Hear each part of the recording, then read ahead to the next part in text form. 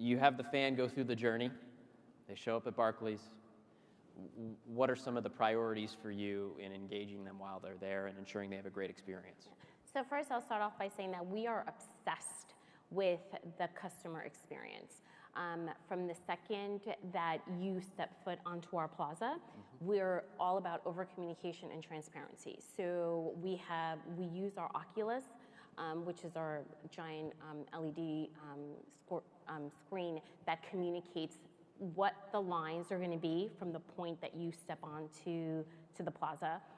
When you walk into the arena, if you have our mobile apps, whether it's the venue or the team app, you have a push notification that welcomes you to the building.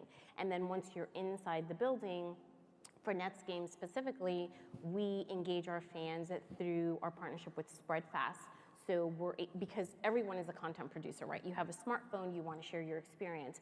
So on any given game night, we have a specific hashtag that fans attending the game can, when they post on social media, they can use the hashtag and they're able to see their content sharing on the video board. And then within our app, we also have a functionality where you can go back and see specific replays. So because we know that the mobile is so important, we think about that experience through mobile first, because everyone wants to share and everyone is a producer of content. So we really look at honing in on that and also using the data that we have. So for example, we know that for Nets games, even though doors open 60 minutes before, we know our data shows us that fans show up at 7:15 for a 7:30 game. Does not matter whether we're playing the Cavs or we're playing the 76ers, it does not matter. So, you know, we use everything and all the intelligence that we collect to really try to enhance that journey as they go through once they get into the arena. Yeah, that's great. Taking advantage of the new data that you have as a result of these digital and mobile tools. Camila, StubHub already makes the ticket sale. Is there any role for StubHub once the sale has happened and the game starts? I have to agree with this too here. The challenges and the opportunities. So we always ask if there is an opportunity for our app be in the game experience. And I think the challenge is what they both brought it, or the advantage is that. I think in my mind, from the product perspective, if we ever gonna dip on that or go that route, is always to optimize the experience in the venue and not take away that experience. So the lines for the food, for the bathroom, or like a hashtag to tweet, but not take away that experience of being there and not being on your mobile just, oh, what was the game? What was the score? So we want to have that. We want to be in that juncture if we ever go that route. Yeah, and I was just going to say, and part of this discussion clearly is about what you do with fans that are present live in the venue. We can't also forget that a big part of the sports business is experiencing these events through media as well. So I wanted to turn to Sarah, not only get a sense of what you might do at the course for the US Open, but also knowing full well that you got fans all over the world that may not be able to make it for the tournament to watch it live. How are you trying to engage through media too? We do, and it's an interesting thing because, you know, we have 7-day events, and nobody's going to go to an event 12 hours a day for 7 days straight.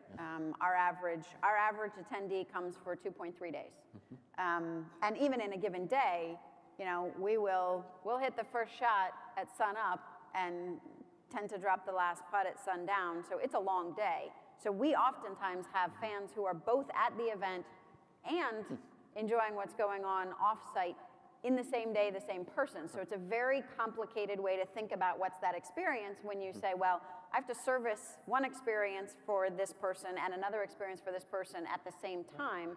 We've had the debate, and probably do it every year, do you build two separate apps, do you build one app? And we've decided that fundamentally we're going to try to solve for this in one place so that without disrupting the experience for someone who's all the way on site or all the way off site. And it's a real challenge, but we think about curating the experience on site is really only distinct from that of someone who's off site in that they want the logistical information, right? So you have to figure out how do you layer that in. On a golf course, one of the biggest logistical issues is I want to be at the first tee when Jordan Spieth tees off, but I'm on the 15th hole right now and I have no idea how long it's going to take me to get there. And so the worst experience you can give is that they leave too late, they miss it, and now they're caught in traffic, and golf courses are crowded places during a US Open, so how do you manage that? And so we've actually started curating. We have predictive analytics now where we can say, this is how long it's going to take these guys to get to different places. So if you want to meet them on the 3rd hole, this is when you need to be there. We're starting to work on actually being able to look at traffic flows to say, it's a 20-minute walk from where you are. So you need to plan accordingly. And by the way, on the way, there's a concession stand and you can grab a beer.